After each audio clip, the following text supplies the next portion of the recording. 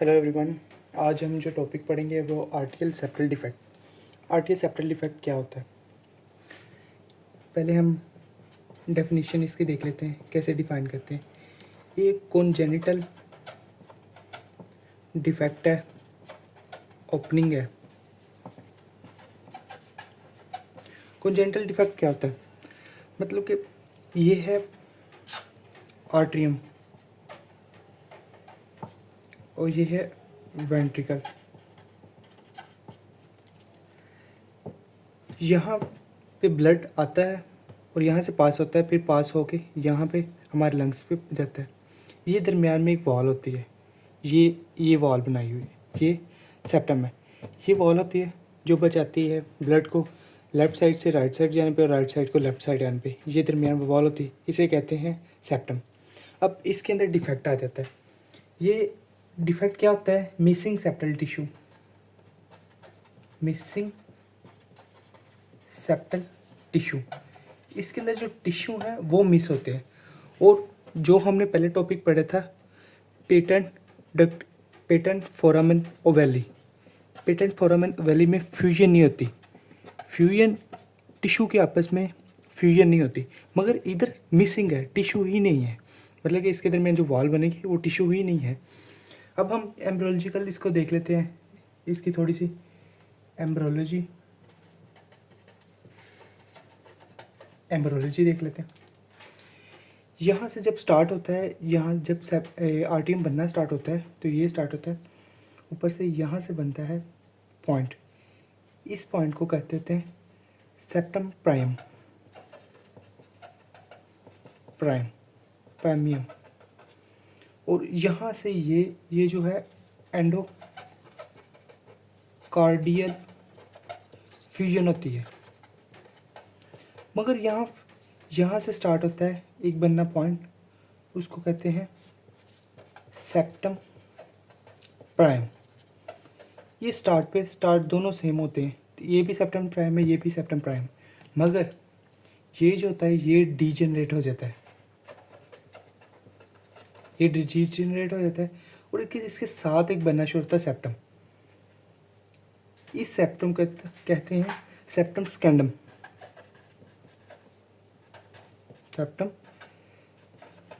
Septum स्कैंडम। और नीचे से भी एक स्टार्ट होता है सेप्टम, इसे भी कहते हैं सेप्टम स्कैंडम। और ये दरमियान में ये जो है सेप्टम प्राइम, ये ऐसे बन जाते हैं दोनों। और इसके दरमियान जो ये पास है, ब्लॉकेज है, होल है, इसे कहते हैं फोरामेन ओवैली। मगर बर्थ के बाद ये भी क्लोज हो जाता है। मगर इधर क्या आता है, इधर आर्टियल सेप्टल डिफेक्ट, ये जो सेप्टम बनी है, दरमियान में वॉल बनी है, इसके अंदर डिफेक्ट आ जाता है। इस डिफेक्ट को हम देखते हैं कैसे होता है और उसके वजह से क्या नुकसान होते हैं। जब स्टार्ट में बेबी के लंग्स वर्किंग आती है तो जो ये है राइट साइड, ये है लेफ़्ट साइड, राइट साइड पे प्रेशर कम हो जाता है ब्लड का और लेफ़्ट साइड पे इंक्रीज हो जाता है, जिसकी वजह से दबाव आता है और ये क्लोज हो जाता है फोरामेन ओवैली। अब हम इसकी पैथोजेनेसिस देख लेते हैं।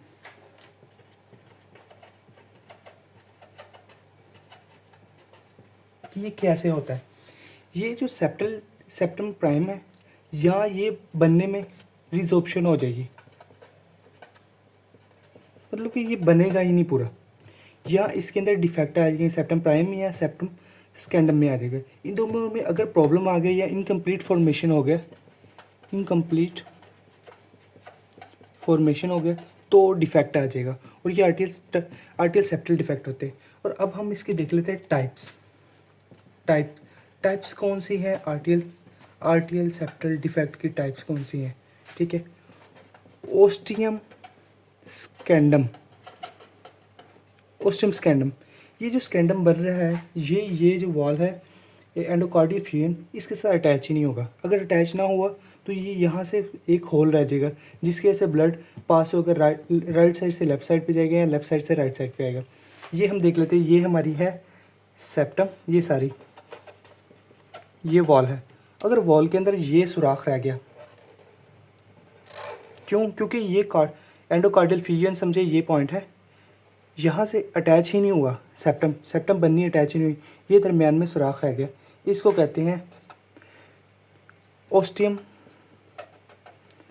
स्कैंडम डिफेक्ट। ये एक टाइप होगी। टाइप 2 देख लेते हैं, ओस्टियम प्राइमियम। ओस्टियम प्राइमियम, इसके अंदर ये होता है ओस्टियम प्राइमर, ये है ओस्टियम प्राइमर बनना शुरू होता है, इसके अंदर ये ज़्यादा डीजनरेशन हो जाती है कि बचता ही नहीं, कोई पॉइंट ही नहीं बचता। जब ज़्यादा डीजनरेशन हो जाती है तो ये यहाँ पे छोटा सा होल आ जाता है, इसे कहते हैं ओस्टियम प्राइमियम आर्टियोसेप्टल डिफेक्ट। ये हो गया डिफेक्ट। थर्ड जो इसका डिफेक्ट है वो हम देख लेते हैं, वो साइनस वेनोसम होता है। साइनस वेनसमस साइनस वेनसमस, ये छोटा सा ये डिफेक्ट ये साइड पे आएगा वाल पे। अगर ये वाल सही तरीके से नहीं बनेगी, साइनस हो जाएगा, छोटा सुराख रह जाएगा और ये सेप्टल ठीक नहीं बन सके, इसको कहते हैं साइनस वेनसस। अगर फोर्थ कौन सा सेप्टल डिफेक्ट है, coronary sinus atrioseptal defect. Coronary sinus atrioseptal defect, ये डिफेक्ट जो है ये छोटा सा डिफेक्ट यहाँ पे होगा, इस जगह पे होगा, कोरोनरी साइनस आर्टियोसेप्टल डिफेक्ट। ये डिफेक्ट, ये 4 किस्म के डिफेक्ट थे और सबसे ज़्यादा जो डिफेक्ट आता है वो होता है ये जो ओस्टियम स्कैंडम है, ये 70% होता है स्कैंड, 70% पेशेंट के अंदर ओस्टियम स्कैंडम ये आता है। उसके अलावा ओस्टियम प्राइम है, ये 20% ज़्यादातर पेशेंट में देखा है तो 20% आता है, और ये डाउन सिंड्रोम पेशेंट होते हैं उनमें आता है। अब हम हीमोडायनेमिक देख लेते हैं।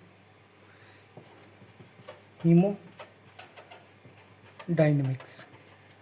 कि ब्लड के अंदर क्या चेंजेस आती हैं जब ये होता है, जब ये डिफेक्ट हो जाता है, सेप्टम ओस्टियम स्कैंडम हो जाता है, तो जो ब्लड है वो ब्लड जो लेफ़्ट साइड है, ये लेफ़्ट साइड पे पहले प्रेशर इंक्रीज़ है और राइट साइड पे डिक्रीज़ है। मगर जब यहाँ सुराख होल हो गया तो यहाँ से ब्लड पास होकर इस साइड पे आएगा। जब ये राइट साइड पे ब्लड आएगा, ब्लड का प्रेशर इंक्रीज ज़्यादा होना शुरू हो जाएगा। ये वक्त के साथ साथ फीटल में तो इसका कोई इतना डिफेक्ट को देखा नहीं जाता, ये एसिम्टोमेटिक होता है, टोमेटिक होता है। मगर जैसे ही एल्डर होते हैं, अडल्ट होते हैं, इसके अंदर इसका प्रेशर इंक्रीज़ होने शुरू हो जाएगा। जब प्रेशर इंक्रीज़ होगा, राइट आर्टरियम के अंदर प्रेशर इंक्रीज़ हो जाएगा। जब राइट आर्टरियम के अंदर प्रेशर इंक्रीज़ होगा और लेफ़्ट साइड पे डिक्रीज़ होगा, तो ये जो ब्लड जा रहा है हमारे लंग्स को, यहाँ से जा रहे हैं लंग्स को जा रहा है, लंग्स के अंदर इंक्रीज़ हो जाएगा प्रेशर। जब इंक्रीज़ हो जाएगा फिर यहाँ होगा प्रॉब्लम है पल्मोनरी हाइपरटेंशन।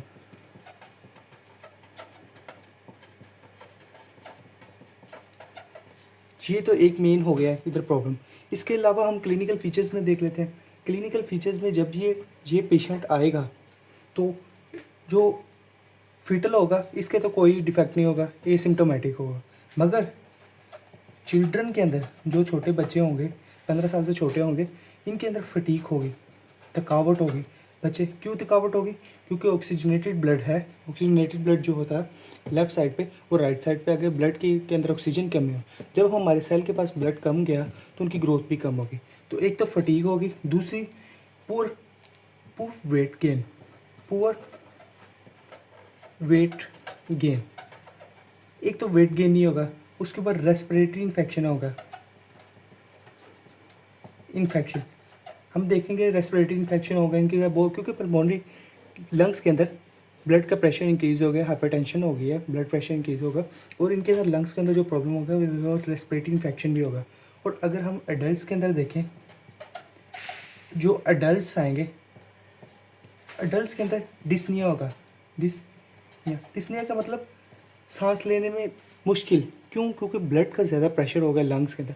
लंग्स के अंदर ब्लड कम और जो ऑक्सीजन है वो कम है और ब्लड ज़्यादा है और हाइपरटेंशन ज़्यादा होगी, जिसकी वजह से मुश्किल सांस लेना होगा। उसके बाद पेल्पेशन होगी,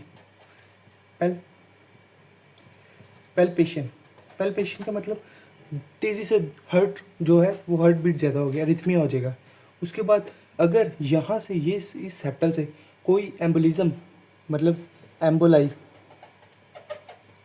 ब्लड क्लॉट पास होके इस साइड पे चला गया लेफ़्ट साइड पे, तो ये हमारी वेनस सिस्टम में चल जाएगा। अगर वेनस सिस्टम में चला जाएगा ये तो ब्लॉक कर देगा वेनस सिस्टम, और हमारे ब्रेन के पास चला गया अगर तो स्ट्रोक हो जाएगा, सीधा ही फालिज हो जाएगा स्ट्रोक।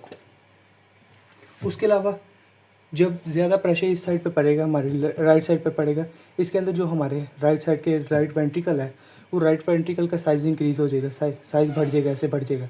जब साइज़ बढ़ जाएगा तो ये डिफेक्ट आएगा, इसकी वजह से ये हमारा हार्ट फेल होना शुरू हो जाएगा, हार्ट पंपिंग एबिलिटी कम हो जाएगी। इसकी वजह से राइट हार्ट फेलियर भी आ सकता है। अब हम डायग्नोज इस तरह के पेशेंट को कैसे करेंगे? डायग्नोज एक तो ईसीजी करेंगे, तो ईसीजी पे हमारी वेव जो है PQ जो है रीजन वो उसके ऊपर चेंजेस आएंगे। दूसरे चेस्ट एक्सरे करवाएंगे, चेस्ट एक्सरे होंगे तो उसके अंदर हमारा लेफ्ट जो राइट साइड है, राइट साइड का वेंट्रिकल है, इसका लार्ज साइज़ हो जाएगा, इसका साइज़ इंक्रीज़ हो जाएगा। उसके बाद हम इको करवाएंगे, इस तरह के पेशेंट की इको करवाते हैं। इको कौन सी कहते हैं? TTE ट्रांस थोरेसिक इको, और TEE ट्रांस एसोफेजियो इको। इससे पता चलेगा ये पेशेंट का जो इकोकार्डियल हार्ट पंप एबिलिटी है वो कितनी है। फिर कम से कम 40% होनी चाहिए, 40% से नीचे होगी तो हार्ट फेलियर की तरफ चल जाएगा, हार्ट फेलियर हो जाएगा। ये है सारी स्किन कॉम्प्लिकेशन आएंगी। इस पेशेंट के अंदर राइट हार्ट फेलियर होगा, राइट हार्ट फेलियर हो रहा है, पल्मोनरी हाइपरटेंशन हो रही है इस पेशेंट के अंदर, उसके बाद अरिथमी हो गया, हार्ट रेट इंक्रीज़ हो रहा है क्योंकि एबिलिटी चाहिए, हार्ट को एबिलिटी चाहिए पंप करने की, अरिथमी हो जाएगा, स्ट्रोक हो जाएगा। ये सारे इस पेशेंट के अंदर कॉम्प्लिकेशंस आएगी जो हमें देखने को मिलेंगी। उसको मैनेज कैसे करेंगे? मैनेज के अंदर इसके सर्जरी होती है। सर्जरी मेन तरीका है, सर्जिकल मैनेजमेंट होती है। सर्जिकल के मैनेजमेंट ये 5 mm से नीचे होगा जो उसका सर्जिकल ऑपरेट होगा, उससे चेंजिंग होगा। क्लोजर मेथड ही सबसे काबिल है, इससे पेशेंट ठीक होगा, इसके अलावा कोई हल नहीं। ये आज का हमारा टॉपिक था आर्टियल सेप्टल डिफेक्ट।